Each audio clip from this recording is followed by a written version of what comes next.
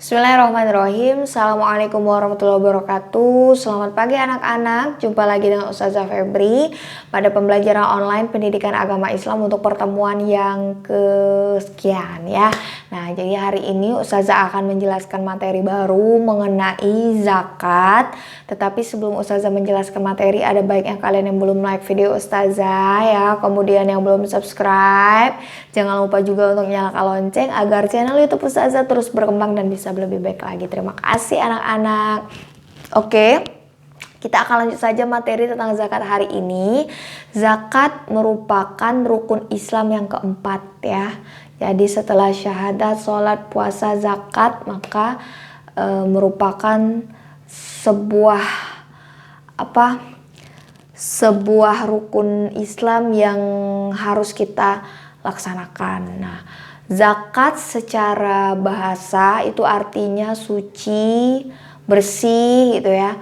Kalau secara istilah, zakat itu adalah harta yang dikeluarkan untuk diberikan ya, jadi sebagian harta yang diberikan kepada orang-orang yang berhak menerimanya sesuai dengan syarat-syarat yang telah ditentukan oleh agama ya.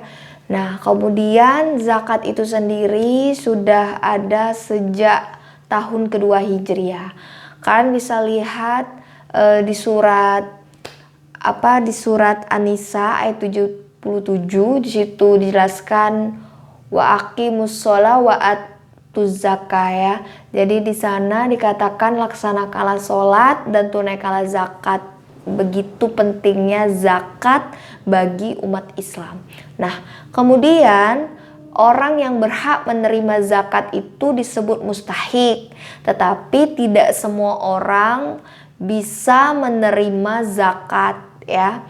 Jadi kalau berdasarkan surat At-Taubah ayat 9 ya, kalian bisa buka buku paket kalian ya, halaman 34. Di sana ada artinya ya, di sini itu dijelaskan orang-orang yang berhak menerima zakat ya. Sesungguhnya zakat itu hanyalah untuk orang-orang fakir, orang miskin, amil zakat yang dilunakkan hatinya atau mu'alaf, untuk memerdekakan hamba sahaya, untuk membebaskan orang yang berutang, untuk jalan Allah, dan untuk orang yang sedang dalam perjalanan sebagai kewajiban dari Allah. Allah Maha mengetahui, Maha bijaksana ya. Jadi ada 8. Yang pertama itu adalah fakir. Fakir ini adalah orang yang tidak mempunyai pekerjaan tetap dan juga tidak bisa atau tidak mampu dalam mencukupi kehidupannya sehari-hari. Kemudian ada yang disebut miskin. Miskin itu adalah orang yang mempunyai pekerjaan ya, tetapi belum juga mampu untuk mencukupi kehidupannya sehari-hari. Kemudian ada yang namanya amil. Amil ini adalah orang yang bertugas mengumpulkan zakat. Kemudian ada yang namanya gorim. Gorim ini adalah orang yang berhutang dan tidak mampu membayar hutangnya. Kemudian ada yang namanya fisabilillah ya, orang yang berjihad di jalan Allah. Kemudian ada juga yang namanya mu'alaf, adalah orang yang baru masuk ke agama Islam ya. Kemudian ada yang namanya hamba sahaya ya, budak yang dijanjikan untuk dimerdekakan. Kemudian yang terakhir, yang ke-8 adalah Yang ke-8 adalah musafir, orang yang dalam perjalanan ya. Jadi 8 itu.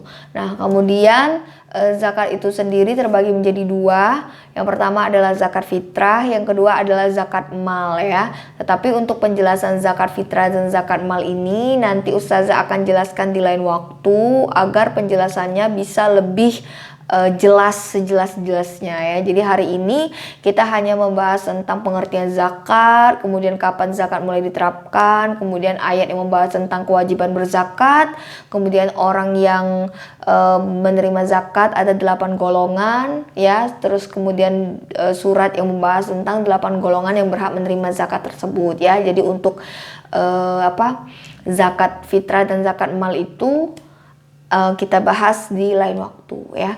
Oke, tugas kalian seperti biasa, yang pertama adalah mencatat materi yang sudah Ustazah jelaskan. Jadi mohon untuk mencatat selengkap-lengkapnya ya, walaupun kalian mengambil poin pentingnya saja, tetapi tetap untuk memperhatikan kelengkapan dari catatan kalian ya. Kemudian yang kedua, tugas kalian adalah memvideokan hafalan 8 golongan orang yang berhak menerima zakat ya. Tidak boleh melihat buku, tidak boleh mencontek. Jadi misalkan kalian patokannya adalah buku paket ya. Ini buku paket. Nah, ada di halaman 35 ya, ini ada 8 golongan ya. Ini.